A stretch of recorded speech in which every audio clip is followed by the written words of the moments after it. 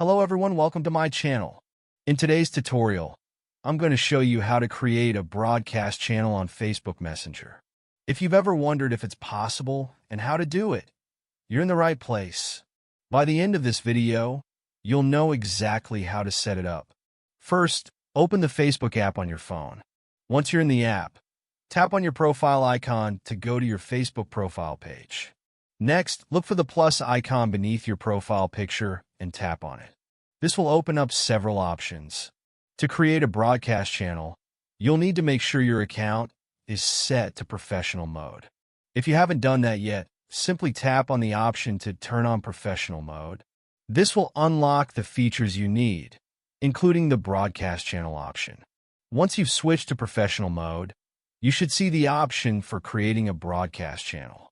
If you don't see it right away, it might be because your Facebook app is out of date.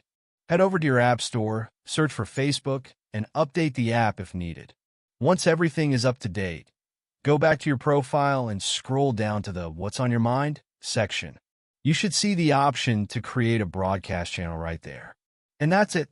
You're now ready to create your own broadcast channel on Facebook Messenger.